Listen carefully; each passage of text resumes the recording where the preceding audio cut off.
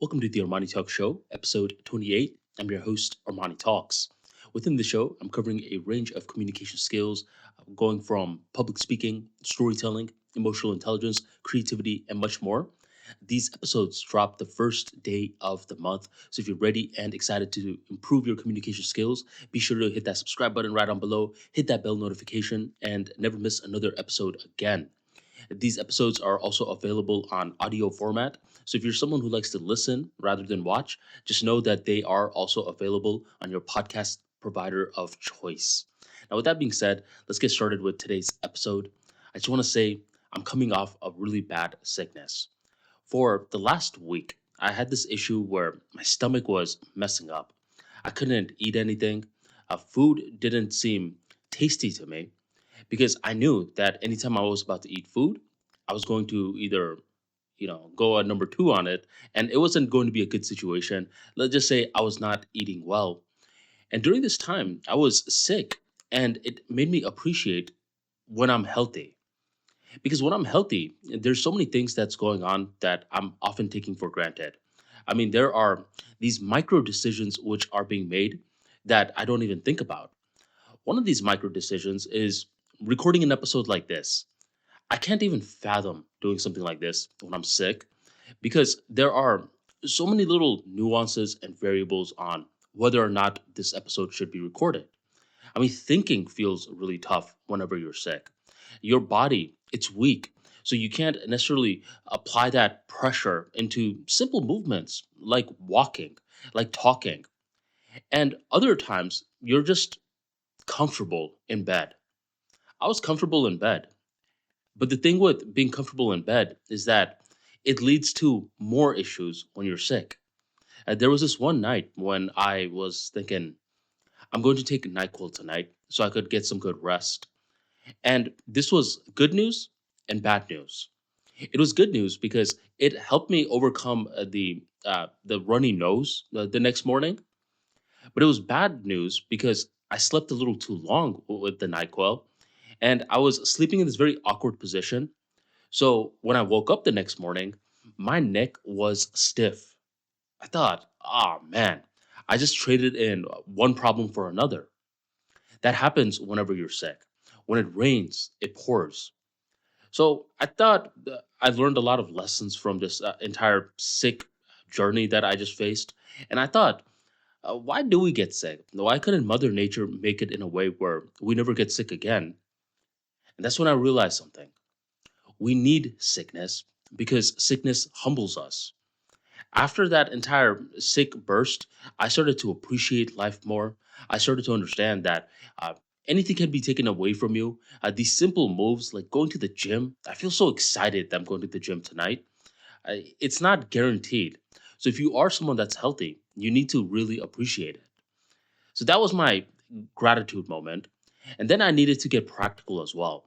I mean, how did I get sick in the first place? And when I was tracing it back, I realized that it was in one particular day. I ended up going to Busch Gardens that day, and I was walking all day. It was hot outside. I burned at least 5,000 calories that day, and I barely drank any water. In addition to barely drinking any water, I went to a place called Dave's Hot Chicken, and I ate really spicy, high sodium foods. And then after that, I ended up doing some hookah. So it was just three back to back to back bad activities, which made me really dehydrated. And I knew it multiple times during that stint of not carrying myself appropriately. Armani, you need to drink some water. You need to drink some Gatorade, something. I just wasn't listening. And then I was eventually the one that faced the consequences. So a lot of the times when you're about to get sick, you know what you're doing wrong when you are doing it. And if you've been sick before, it just makes you more mindful to act more appropriately, especially when you're behaving in a bad way. I know guys, whenever it's raining, they'll just go out and dance in the rain. I thought that was like a figure of a speech, like, hey, you gotta dance in the rain sometimes. But there are people that actually do that. When I used to live in Bangladesh, sometimes people would do that, and that was seen as a fun thing to do. That's fine and dandy, but just know that that's something that could get you sick. And if it's gotten you sick before, then you need to be a little bit more mindful of it. That's a couple of the stuff that I learned from being sick, and it's something that you should consider as well. You may be one of those guys that are very healthy, where you get sick once a year, if even, maybe once every 2 years. But when it happens to you, it will leave you with a flurry of lessons. And you got to make sure you learn those lessons because it will make you a better communicator as a whole. Nowadays, whenever people are saying, oh man, I'm feeling under the weather, rather than me just brushing it off, I can actually empathize with something like that because I have also been there and done that. Now, with that being said, within that day of Busch Gardens, one of the places that I went was Dave's Hot Chicken. And it's been amazing to me how fast Dave's Hot Chicken has been growing. It was roughly 2 to 3 years ago I heard about it, and it seems like everyone wants to go there. I mean, I get it. Hot chicken is a very popular type of food right now. In the US, chicken is actually beating beef in a lot of areas in terms of taste tests, which is rare because Americans love beef. Chicken is catching up. Now, the cool thing with Dave's Hot Chicken is that it gave me a lot of insights regarding building a restaurant. Now, I'm what you call an armchair quarterback with restaurants. An armchair quarterback is someone who looks at the sidelines. You know they're never going to actually get into the field, but from the sidelines, they suggest all these things that they would have done. You ever seen an armchair quarterback? They're watching Sunday football and they're saying, well, the quarterback should have done this, should have done that. If I were in their position, I would have done this. They're an armchair quarterback because they are not speaking from experience. They lack true experience. So their insights, it's not always grounded in reality. Now, picture that. That's what I am for restaurants. I never plan to own a restaurant, even though I wanted to as a kid. But nowadays, it just doesn't seem like a practical business venture for me. I don't even plan to invest in a restaurant at the time of recording this episode. So I'm what you call an armchair quarterback with restaurants. But I have a lot of ideas when it comes to restaurants. And one of the ideas that I have for people who actually want to build a restaurant is to, and hear me out on this because it's going to sound really silly in the beginning, but it's going to make more sense, is to start it off as a halal restaurant. Now, halal meat is meat that Muslims predominantly eat. And you may be thinking, well, my restaurant, it's not strictly for Muslims. But here's the thing. I'm just going to use Tampa specifically. There are a lot of Muslims in Tampa who are craving to eat outside. They really want to, but unfortunately, they can't because there are not that many halal options. Whenever a halal option opens up, the Muslims are super open to giving it a shot. Now, the food in this restaurant has to just be semi good. If it's great, then amazing. But if it's even semi good, there will be lines of Muslims that are coming to satisfy their craving to eat outside. So I'm going to go in with the assumption that you're going all in. You build this halal restaurant and the food tastes amazing. You know what's going to happen? You're immediately going to tap into a core fan base of the Muslims. And they're not just going to come here and there. They are going to come in droves. There are going to be huge lines extending outside of the door. And these Muslim folks, they're going to be telling their Muslim peers about, hey, did you know that a new halal restaurant just opened? So suddenly your restaurant is taking up most of the parking spots in the plaza. Now, when non halal eaters are driving by, they're going to just immediately look at your restaurant and be like, wait a minute, why is there such a huge line in this restaurant? Let me try it out. They're not going to immediately be like, oh, wait, this must be a halal restaurant. All they're going to see with their eyes is the line. And when they see that line, they're also going to park in the plaza and they're going to eat at your restaurant. So you appealed to the halal meat eaters first, but from there, you just organically grew. This is why Dave's Hot Chicken is taking over. It's because they serve halal meat. So the Muslims automatically show support. And when they're coming in droves, now other people are just saying, wait a minute, there's so many people here. We just got to see what's going on. And there are a couple of other restaurants where this has happened to in the Tampa Bay region. So that's my advice. And this is something that I've noticed that people don't just do with restaurants. They also do this with movies. I recently just got done watching the movie Sinners, and I must say I was really impressed. Now, I have a movie pass, the AMC movie pass, and I go to the AMC, which isn't always that busy. Good for me because it's a high quality AMC. The theater is pretty new, but it's in a location where not that many people are going. Well, when I went to watch Sinners, it was packed. And the guy who made the movie, I believe his name is Ryan Coogler or Ryan Coogler. I'm just going to call him Ryan. He does the same strategy that Dave's Hot Chicken does. He appeals to his base first. And his base is often the African Americans. A lot of his movies have symbolisms that tap into the Black community. And that day that I went to watch Sinners, it was packed with the Black community. It was electric. I mean, the theater was packed. And as I was driving by, I thought, well, what the heck is going on here? And then I heard about the movie Sinners. I saw it.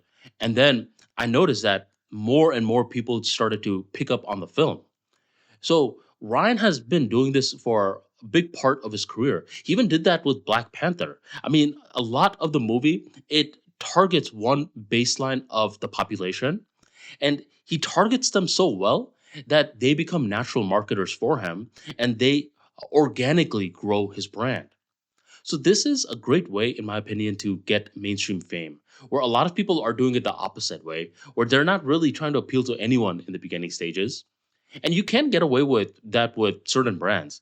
Walmart, for example, is not necessarily going to target one segment of the population. It's something that's a very general brand. But something like food, something like movies, even books, for example, it's something that you could use to target a certain segment of the audience and then just expand from there. There was this other girl when I was in college. I believe her name was Superwoman, Lily Singh. She was tapping into the brown community. A lot of her jokes resonated with brown people because it was just based on our life experiences. So immediately she started to appeal to the brown people. The brown people supported her. And I remember anytime I would see a brown girl in college, they were watching the Lily Singh YouTube channel. And from there, she just grew more and more and more. And that's when she started to get mainstream fame. I believe she had her own talk show.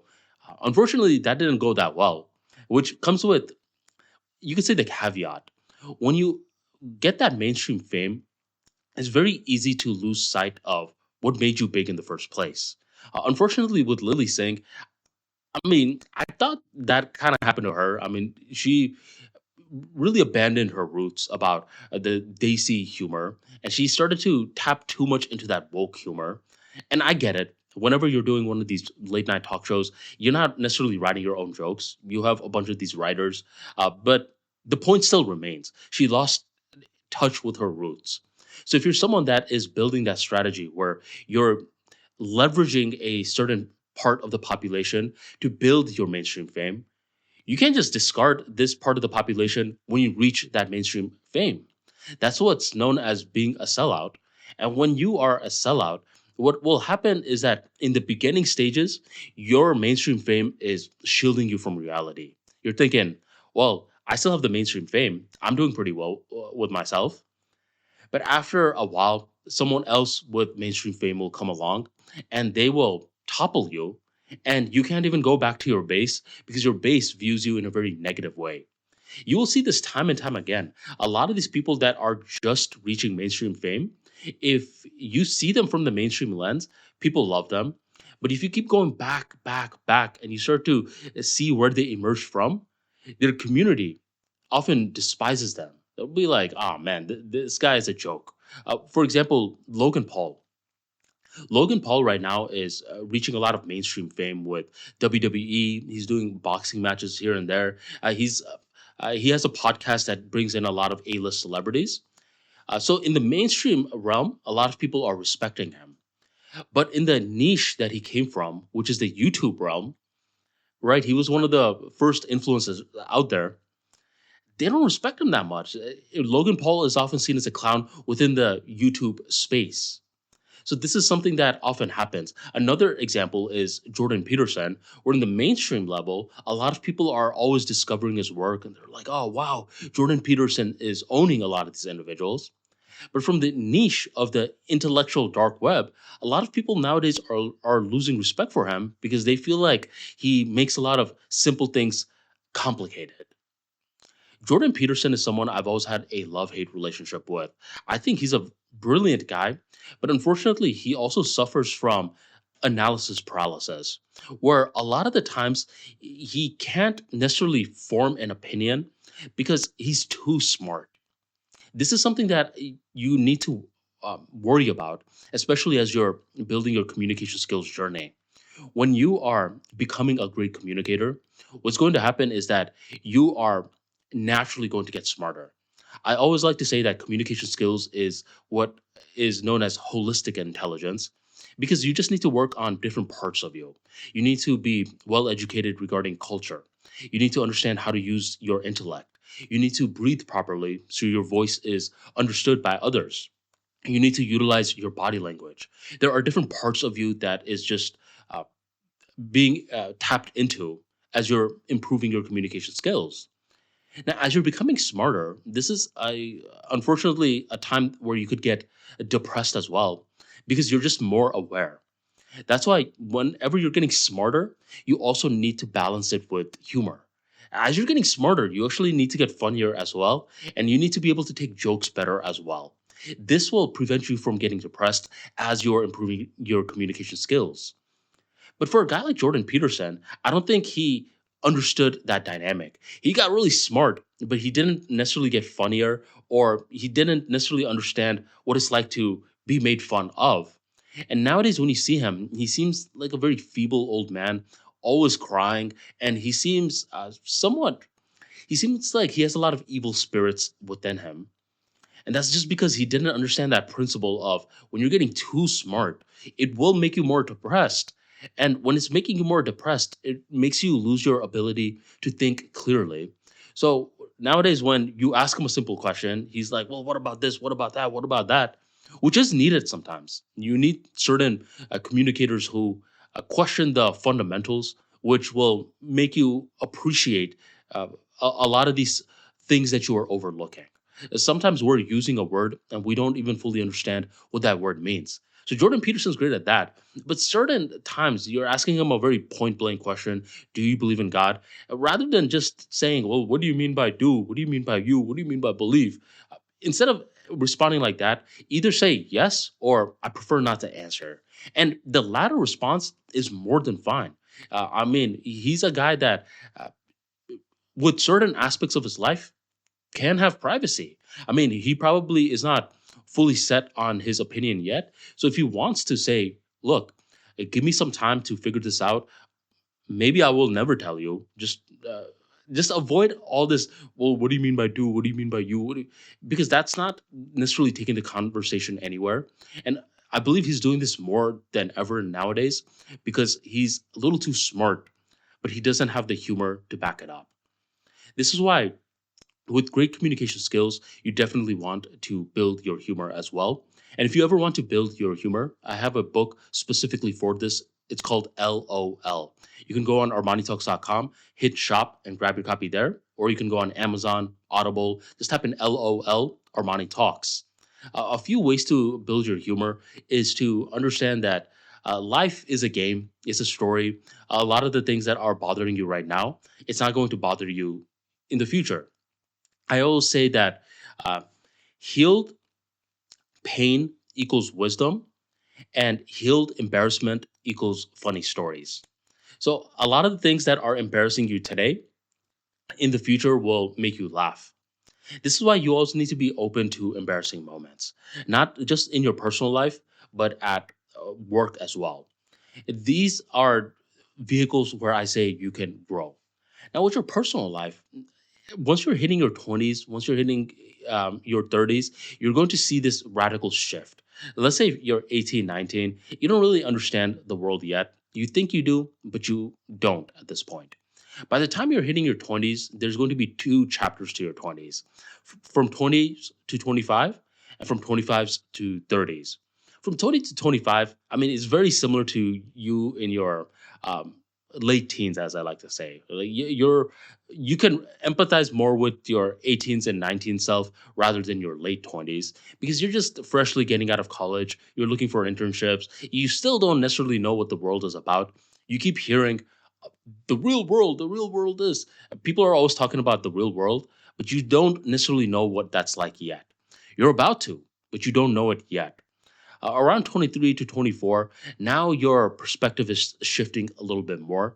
And you're hopefully getting a job around this stage, uh, depending on your degree. If you're an engineer, you're probably getting a job. If you're in medicine, you're probably doing more schooling, but your perspective is at least flipping. So from 20 to 25, that's when you're somewhat blossoming, right? 25 to 30 is when you're starting to get a real perspective of the real world, as you can say. You have a job at this point. You're understanding what it's like to pay rent. A lot of people are talking about you finding a life partner. You're starting to get that. Around this stage, though, the entire 20 stage, I always like to say there's a funnel for you to meet people and for you to have a friend circle. But by the time you hit your 30s, something shifts. Different people are now buying houses. They're moving into completely different spots, and that funnel that you had starts to disappear. Add in the variable that you're, let's say, working from home. How exactly are you going to meet new people? It's going to be more difficult than ever. So by the time you hit your 30s, you're going to notice a couple of things happening. Either you're taking that intention to be social, you're finding some sort of way to build friends. Maybe you get in touch with someone who you knew back in your 20s that nowadays lives around your area. You're building a relationship with them. Around your 30s, you're going to get much closer with your family. Different in laws within that crew are going to be hitting you up more. You're going to be hitting them up more. So there's going to be still opportunities to make social bonds, but it's just going to be really different than your 20s, where you always had that funnel coming in. And in your 30s, you just have to be more intentional. And now in your 30s, I mean, a lot of the things that you did in your 20s, where you're just going out, going to clubs and stuff like that, you're not necessarily doing in your 30s as much. In your 30s, if you don't drink, right? Um, a lot of people, what they will do to have fun is play board games. And this is something that I want to make a very in depth episode about in the future. The role that board games take on uh, dynamics when you're 30s. You could even replace board games with video games. I know some people they'll play Mario Kart or some sort of digital game, but I've always been a board game kind of guy. If you have ever heard of the game called Ludo, that is my favorite game. I mean, whenever that game is brought out, you could play it with just one person. You could play it with four people. You could play it with couples. It's such a fun game. And it's what I call very PG. It's not revolving around alcohol. It's not necessarily making people do anything that they would regret. It's just a fun game for you to bond. So in your 30s, you need to put yourself out there in a way where you're having fun playing these games, and you need to eventually be okay with embarrassment. There's going to be certain times when people are suggesting games where you're acting, you're being a little silly. It is what it is, man. I mean, these opportunities of you embarrassing yourself, it feels painful right now, but in the future, it's simply going to be a funny story. So that's a little dynamic that I've noticed because I'm 33 at the time of recording this episode. I've noticed how much my life has shifted from age 17 to age 33.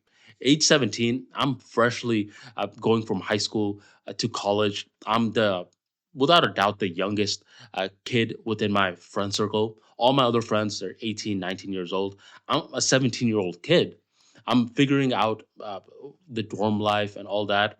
But the thing I noticed is that there's always a funnel of people, right? When you're living on campus, there's always a funnel of people that you can be introduced to.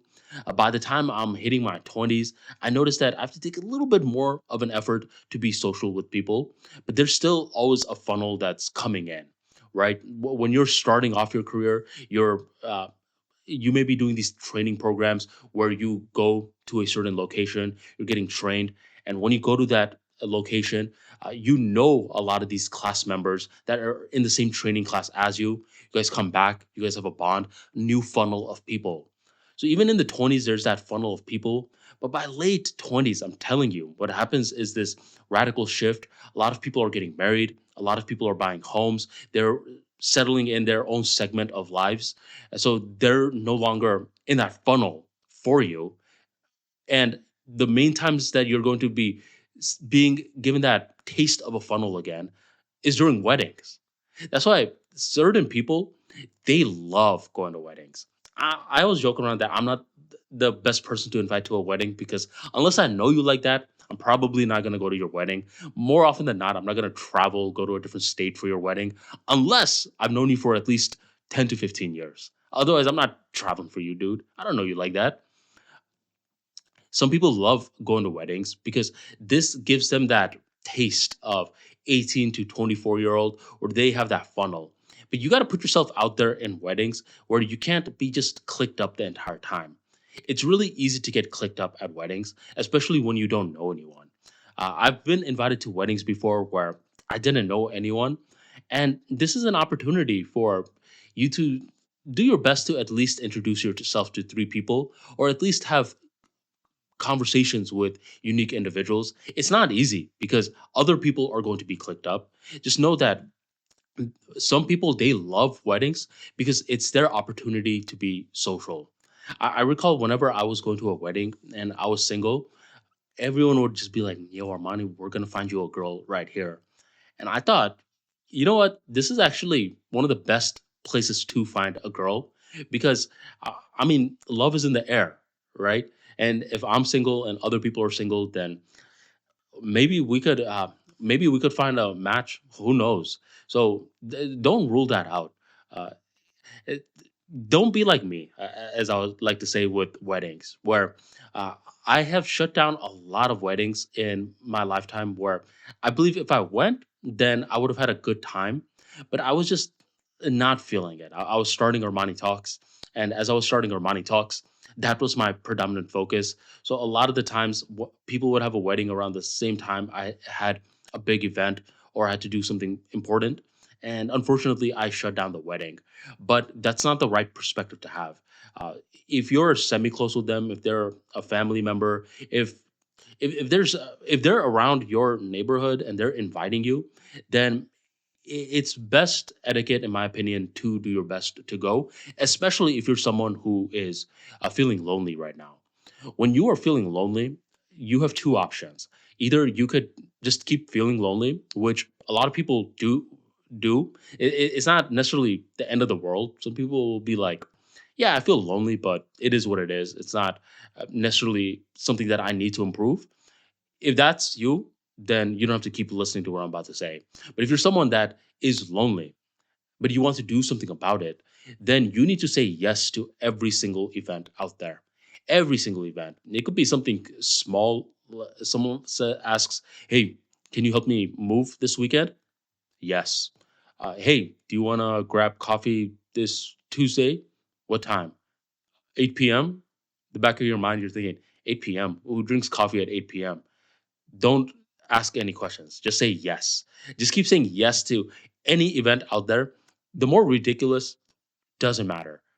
The Ironically, the more ridiculous, the more chances that you have for spin-off opportunities.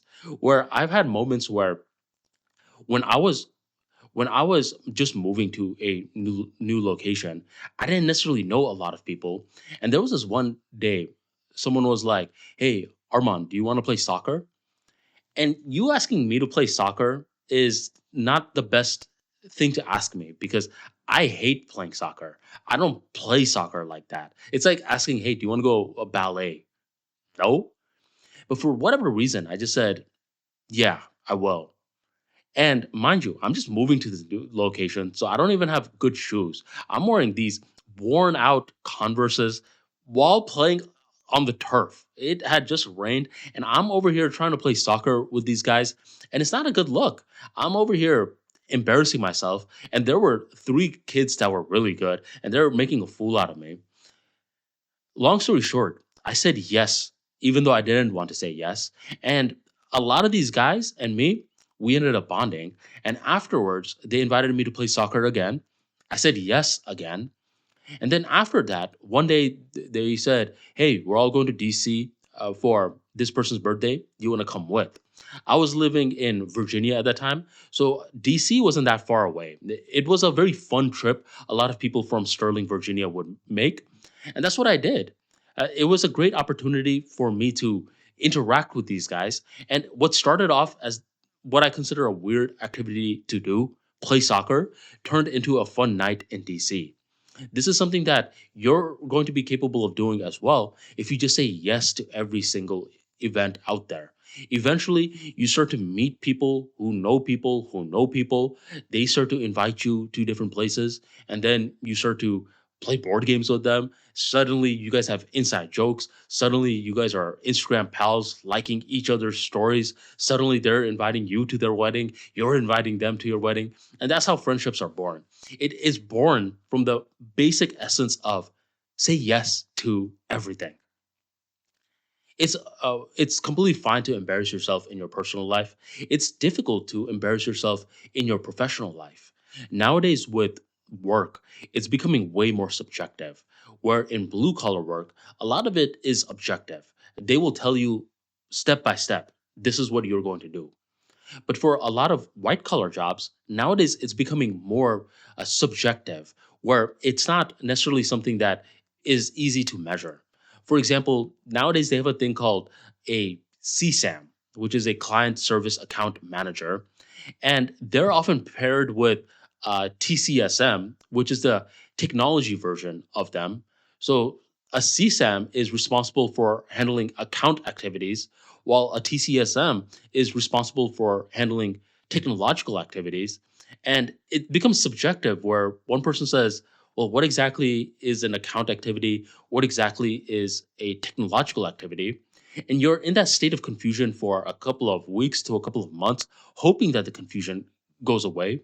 But as more time passes on by, the more confused you get. Each request that you get from the client just confuses you even more. Do I do this? Do you do that? Who's doing what exactly? And this is just the essence of modern jobs. For modern jobs, you need to get to a state where you're confidently existing in ignorance and you're still capable of speaking.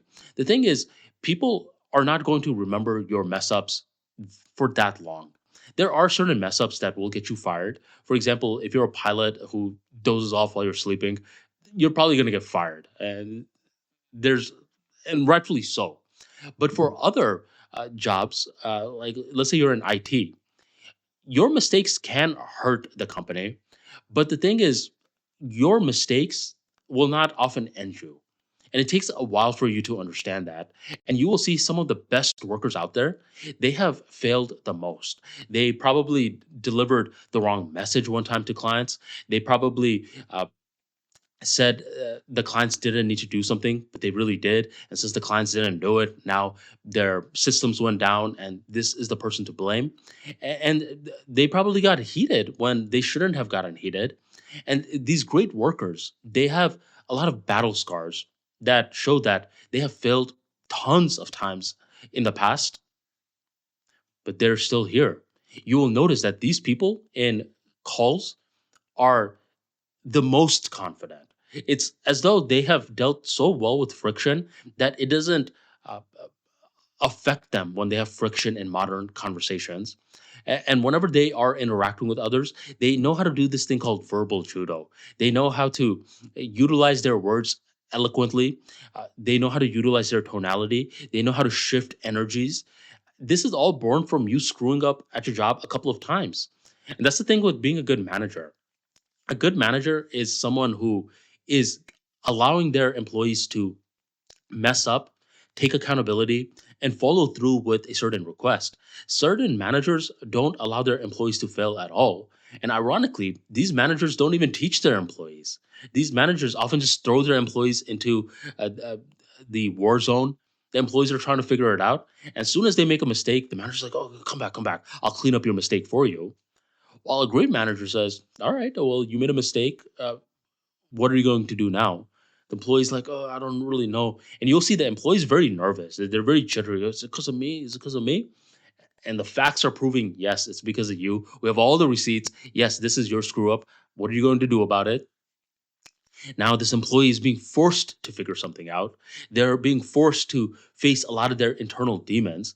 And as long as they don't quit, after they see this request through, after they figure it out, after 4 weeks pass and we know that this issue is 1000% resolved, it's not going to rear its ugly head again. Now, this employee is tougher. Within the next 3 weeks, another issue happens. Once again, the employee communicated the wrong message to the clients. Rather than the manager quickly jumping in and saying, okay, let me help you out, the manager from afar asks, what are you going to do? This is all on you. You are the product owner for this particular client. This manager is a great manager because this manager allows their employees to fail. And it's honestly iron sharpens iron. And iron in this situation, one iron is the employee, the other iron is the problems that the workspace brings. The more that you work in corporations, the more that you're going to have to deal with these problems. And the people who get paid the big bucks are the ones that are often dealing with these uncomfortable social situations. That's the main thing that I've noticed a lot during my career. The people who don't get paid the big bucks are the ones who don't have to deal with uncomfortable social situations where they're sending uncomfortable emails, having uncomfortable calls. They do what I call BAU activities, monitoring activities. They click some buttons. They see if a system's performing well, and if it's not performing well, that's when they hit up the big dogs and they'll say, "Hey, big dog, you're going to have to communicate this to the client." And now the big dog has to communicate the message to the client.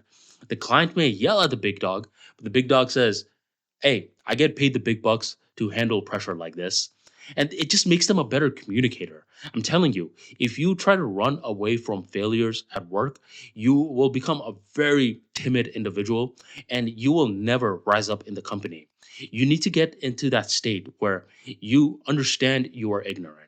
And the only way that you are going to overcome this ignorance incrementally is by putting your name in the hat for a lot of these complex issues. When people have no clue who's supposed to take accountability, just take accountability and figure it out later. Start pinging the right teams, and you will learn how to utilize corporate speak, as they say. You'll say, hey, this was actually not something that my team covers. This is something that this particular team covers. I'm going to forward the inquiry to this individual.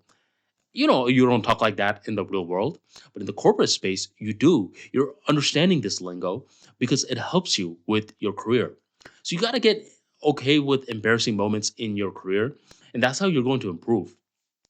The thing is, when you are dealing with a lot of these conflicts, it also helps you properly understand what being polite is about. There are going to be plenty of times that you are being polite, but there are also going to be times when you are being assertive.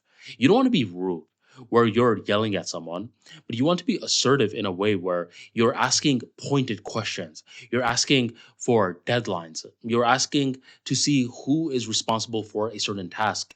This is when your tonality actually shifts.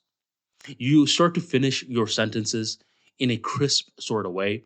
You're not ending each sentence with, huh? Is this how we're going to finish it? Instead, is this how we're going to finish it? It's honestly a practicing game. And that's why careers, it's meant to evolve. The more that you are putting yourself in these weird, complex, dynamic situations, the more that you understand that work nowadays, it's highly subjective and you need to coexist with subjectivity. It's not as objective with blue collar work where there's a blueprint. With white collar work nowadays, there is no blueprint. And it really comes down to how much do you want to get paid. If you want to just get a quick salary, very predictable, then you could settle for the associate level and it will not harm you. A lot of associates make a lot of money. But if you are someone that wants to move up, you want to be a VP, an executive director, a managing director, then eventually you have to get comfortable with very difficult conversations. And just understand that if you look to your left, if you look to your right, A lot of people have these difficult conversations. It's not the end of the world. When someone yells at you, it's not the end of the world. You will get up, rise anyways. The next day, when your job starts, it's just a brand new day. So that's one thing that I've learned throughout these past couple of years working, where you need to be able to deal with all types of emotions with all types of different people. These managers nowadays, they remind me a lot of parents, where a lot of parents, it's called helicopter parents, where they're just monitoring their kids all the time. I will say I'm not a father yet, but I can't wait to be a father because I always like to say I'm going to be a tough dad. And people say, well, Armani, once you actually have a kid, we'll see. I mean, you're probably going to be a big teddy bear. But I don't think so, man. I think I'm going to be a tough dad. Not tough as in someone who's always bullying the kid around, but tough as in you're not going to get something just willy nilly.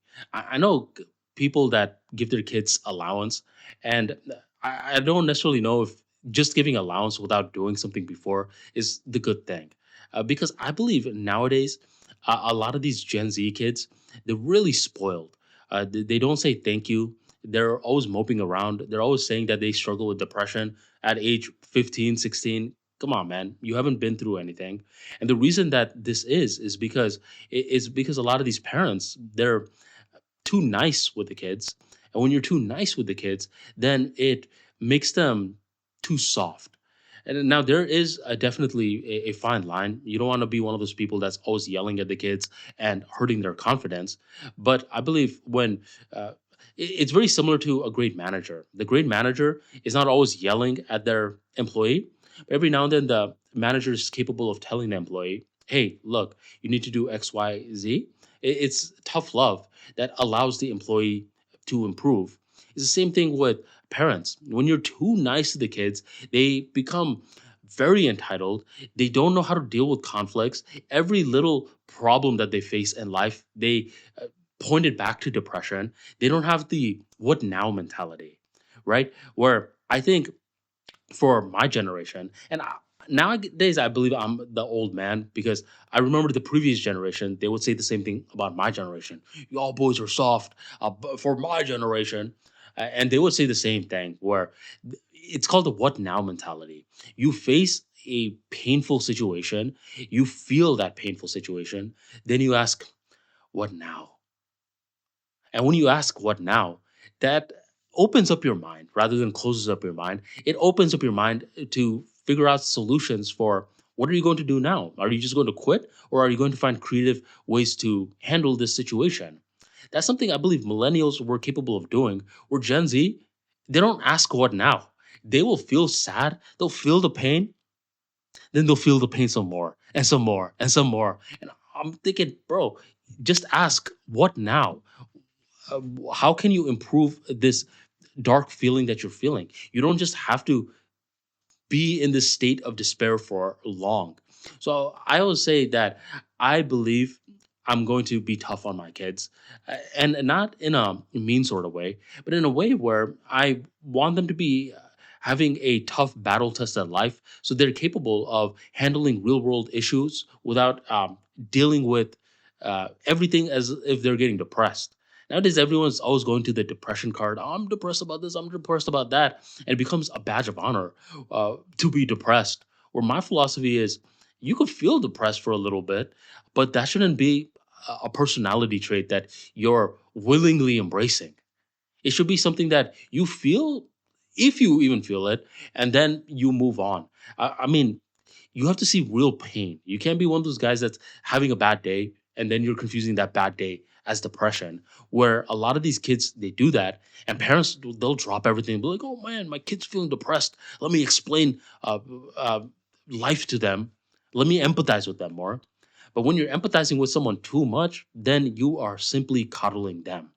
When you coddle someone too much, eventually it's going to harm you. It's what's known as the cobra effect, where you start off with the right intentions, but that's when the right intentions lead to perverse results. You have the right intention of wanting to save your kid, to make sure that they don't go through the same struggles that you did, but it leads to the perverse result of them being spoiled them not working hard, them not taking anything with gratitude.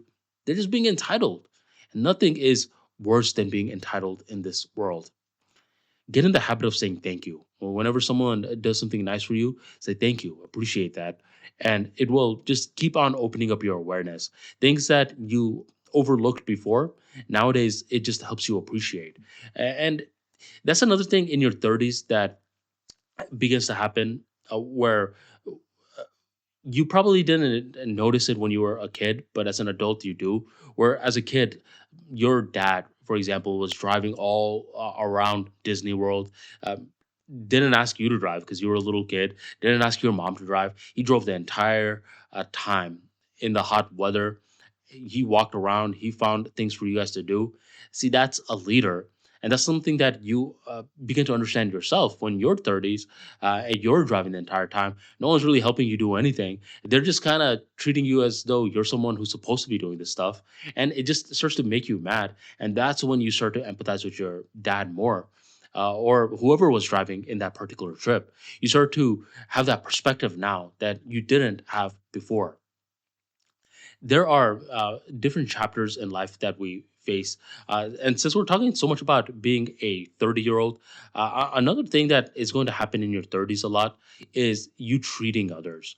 Where when they come to your town, your city, you're buying them dinner every now and then. My philosophy has always been yeah, you can treat someone, but don't make that a habit. Some people, they don't even like that. Some people get really annoyed when that's the theme that you're setting up, where you covered their meal, you cover their meal again, now they're getting annoyed because they're thinking, why can't we just all be responsible for our own meals? That's what we would prefer. And that's something I would prefer. If I know that someone is feeling like that from the beginning stage, I won't cover a single meal for them. For example, whenever my brother comes into town, we know each other so well where I'm not going to really cover for him. He's not going to really cover for me. And there's no bad blood. If I, for example, cover for him, he's going to think, what are you doing? Do I have to do that for you the next time? That's the kind of relationship we have. And I think that's perfectly fine. So, and we make good money. So in your 30s, just because you make good money, don't assume that everyone wants to you to treat them. A lot of people they just want that they just want to avoid that awkward situation where now they're thinking "Ugh, now I gotta cover. Now they're gonna cover. Now I have to cover. And you're just going back and forth. You're always worrying about, well, should I eat what I really wanted to eat? Because I've been walking all day, I'm starving, but now that they're covering, I feel a little self conscious. They don't want to deal with that. They want a situation where everyone is responsible for their own bills. And it's hard to tell stuff like that, where it's actually really hard to tell stuff like that, where I used to think that there are certain body language cues that you could tell, but it's not. I mean, the way that I carry myself in public, people would think that I love to treat or I love to be treated. Not really. I mean, I would prefer it if there was uh, a situation where we're all responsible for our own meals. I get it. Couples could obviously be together, but avoid all the stuff where you're combining a huge bill into one. Because sometimes you'll be leaving, spending $500, and then you have another night. And what if you spend $500 again? If there's a good amount of people, then that will happen. Where I believe this is something that our generation is battling with more, where our parents' generation, this was the norm. They will just easily just treat people left and right. And I get the role of treating people in your 30s. It typically happens because at this stage, we have money, we have resources, and it just shows pure intent. But just understand that your pure intent, it's not always being perceived as pure intent by other people. And sometimes people will actually tell you, they'll say, look, you don't have to do this. For example, if my brother hypothetically is just buying stuff from me left and right when I'm visiting his city, I'll straight up tell him because we have the rapport, look, you don't need to do this.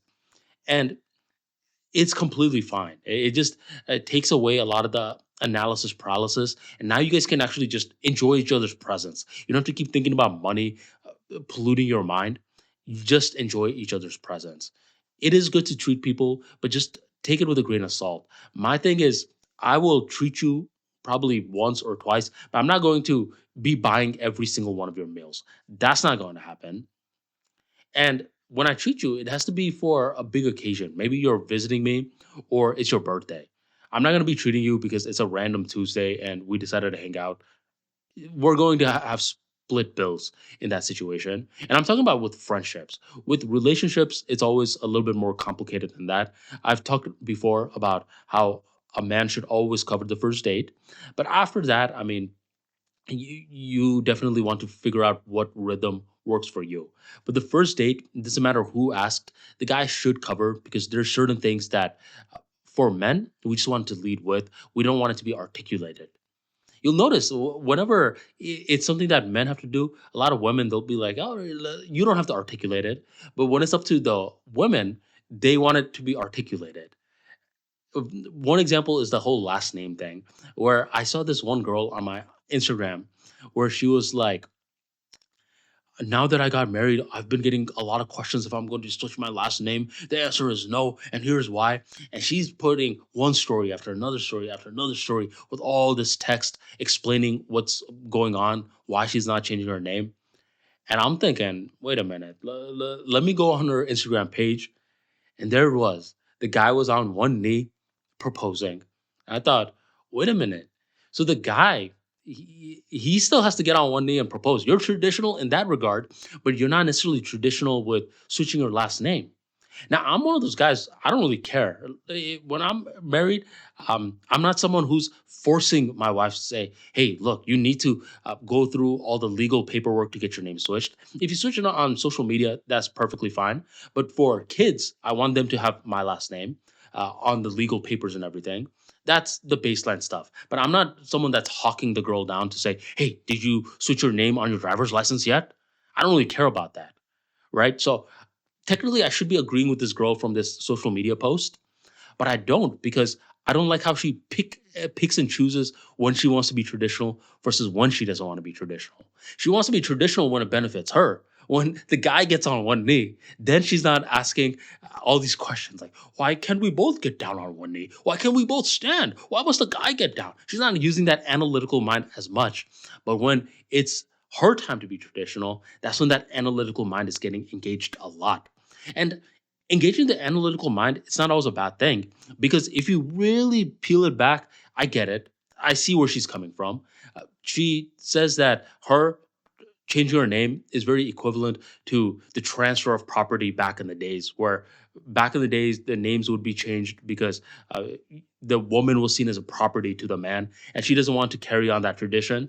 I get it. That's a okay conversation to have with your analytical mind.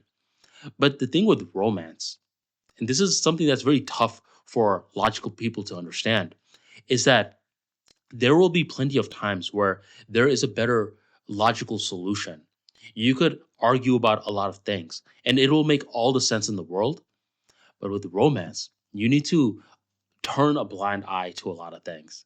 The guy, for example, he knows that it's not logical for him to get down on one knee. He could say, well, she should get down on one knee too. We should both get down on one knee. He could be super logical, or he could just turn a blind eye and say, I'm just going to keep up with the tradition because she matters.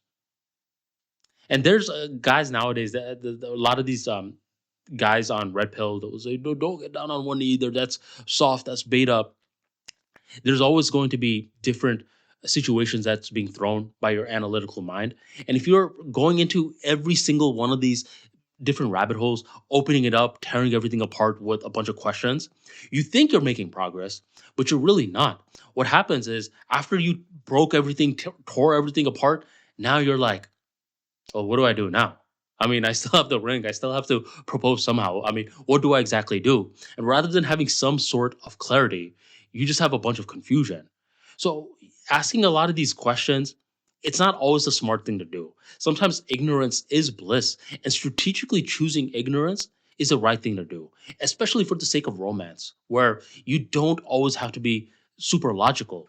I think 99.9% of guys understand that flowers is not really the best gift to get.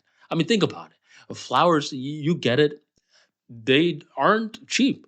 Good flowers cost 90 bucks sometimes. You get this beautiful bouquet. How long does it last? Barely a couple of days. And a part of you is thinking, How about instead of getting real flowers, which will die so soon, I get fake flowers, the plastic ones. I mean, they still look real. See, logically, that makes more sense. But the girl, she's not going to want that. She doesn't want plastic flowers. She wants the real flowers. And that's something, even though you logically understand, it doesn't make sense in terms of a gift because it dies so quick. It's not as something you're enjoying for an entire year. You're only enjoying it for a week or two. It's expensive. Plastic flowers, you can have it forever. It looks the same in pictures. None of that matters. You need to turn a blind eye to all this logic you're facing, and you need to be willfully ignorant. That's a phrase I would like to use more often. You need to be willfully ignorant. It's the same thing with critiquing people, where you know that they're making a certain mistake. You know that they can act in a better way, but you need to be willfully ignorant in this regards because there's this element of love you have for this person, and they are who they are. You have a lot of things like that about you. Maybe you get really annoyed when this person is late, but maybe you're a little too early. I mean, why are you coming this early for? I mean, if you're going to come this early, you should suggest a brand new time entirely rather than getting so mad when people show up on time or 2 minutes late. So we could always play that game where you're going from one annoyance to another. It's not the smart thing to do. I think it's better to stop asking all these questions and be strategically ignorant at times. There will be times when you have to ask the question, so evolution is a byproduct, but other times you just have to be strategically ignorant for romance to really flourish.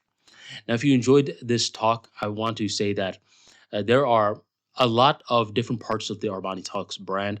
There's the YouTube channel, there's the podcast, there's the books, there's the blogs, there's the classes, and much more. And lately, I've been learning much more about business, and I've just been seeing how a lot of these great businesses function. I saw this amazing documentary on Microsoft, and I saw how Microsoft, they're not necessarily good at anything, but they're still one of the most powerful businesses out there. Think about it. Their browser is not the best. I mean, who uses Microsoft Explorer or Edge? Their search engine is not the best. Who uses Bing over Google? Their consoles aren't the best. Their smartphones aren't the best. But still, they find a way to uh, be valued at $3 trillion. Why is that? The reason why is because they are not the best at anything, but they have so many different products out there that they could bundle them together. They're in so many different businesses where when they bundle it together, suddenly the product becomes more appealing to the user, where they don't really care if you're the second best if it comes in a bundle of other unique products. So that's one thing that I learned from Microsoft. And another thing that I learned is that they're so big that they have a couple of cash cows which allow them to fail. They know how to fail better than anyone out there. And that's another thing that inspired me. So ever since watching this documentary on Microsoft, I am more I have more intention to keep on diversifying the Armani Talks brand. I mean, before it was just a Twitter brand, and then I added in books, then I added in audiobooks, then I added in ebooks, then I added in classes, then I added in podcasts, then I added in a separate podcast that I host with Life Math Money, Unapologetic Truths. And so I was really inspired by Microsoft spreading its tentacles everywhere. And I'm trying to do the same thing with content creation. So if you enjoyed talks like this, just know that the Armani Talks brand, it's universal. It's pretty much on any platform that you can possibly imagine. And if I'm not there now, I will be there. That was my goal with TikTok. I mean, 2 years ago, I was laughing at TikTok. Nowadays, anytime I record videos, I chop it up into shorts. It's posted on TikToks. I'm on Medium. I'm on LinkedIn. I'm on Skillshare, Udemy. I'm on a lot of these different platforms because I'm platform agnostic. I don't necessarily care where the platform is is from, as long as the ideas can get out there, then I'll be good to go. One platform I haven't played around with too much is Rumble, but I do plan to get a lot of my YouTube videos and eventually post it on Rumble. So stay updated with the Armani Talks brand. I'm always dropping new books, new audiobooks, new podcasts, new episodes. Much more. So if you want to improve your communication skills, the Armani Talks brand is the place to do it. The Armani Talks brand helps engineers, entrepreneurs better express their ideas. So you will thrive in the boardroom. You will thrive in the public space where you are being forced to present your ideas, and you're not going to be mumbling away. You're going to be speaking in a clear, confident way where your voice is loud and your ideas are bold and everything is being heard. So check out the different platforms that I own whenever you get the chance. Just get curious. I wonder if Armani's on this. I wonder if Armani's on that. I guarantee you I am. And if you just want a consolidated version of everything, go on ArmaniTalks.com. That will have my blogs, my books, my classes, and much more. ArmaniTalks.com. Thank you very much for joining me.